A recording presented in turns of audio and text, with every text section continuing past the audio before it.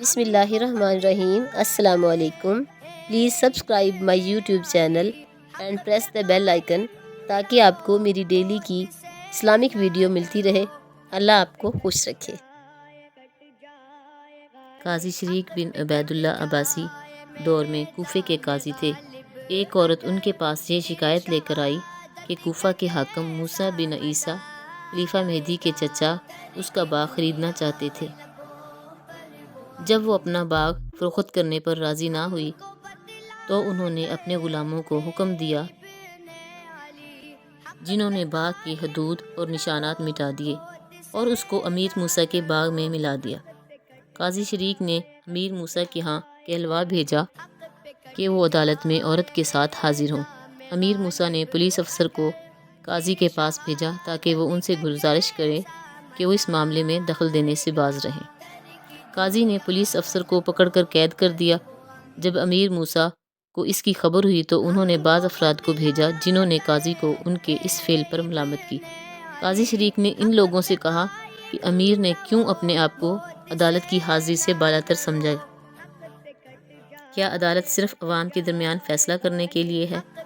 عدالت بلا شبہ بڑے اور چھوٹے کے درمیان فرق نہیں کرے گی، اور تم نے عدالت کے معاملے میں مداخلت کی ہے، ضروری ہے کہ تم کو اس کی سزا دی جائے۔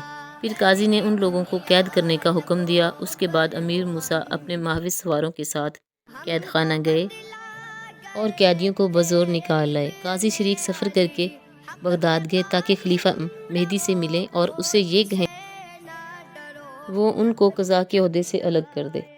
خلیفہ نے کہا، خدا کی قسم، میں نے بنو عباس سے قاضی کا عہدہ نہیں مانگا تھا، خود انہوں نے مجھے عہدہ قبول کرنے پر مجبور کیا، اور انہوں نے ہم سے وعدہ کیا تھا کہ ہم بااختیار اور آزاد ہوں گے۔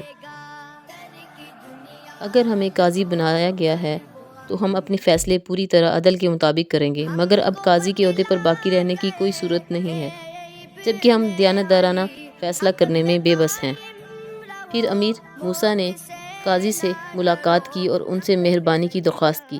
قاضی شریک نے کہا، میرے نزدیک اس کا حل صرف یہ ہے کہ وہ تمام لوگ دوبارہ قید خانے میں لوٹائے جائیں جن کو قید کیے جانے کا حکم دیا تھا۔ چنانچہ امیر موسیٰ نے مجبور ہو کر تمام لوگوں کو دوبارہ قید خانے میں واپس کر دیا اور خود عورت کے ساتھ عدالت میں حاضر ہوئے۔ پھر قاضی شریک نے یہ فیصلہ دیا کہ امیر موسیٰ عورت کا باغ اسے لوٹائے اور جو حدود اور نشانات ڈھا دیے گئے ہیں ان کو دوبارہ قائم کرے۔ اب امیر کے پاس قاضی کا حکم بجا لانے کے سوا کوئی چارہ نہ تھا۔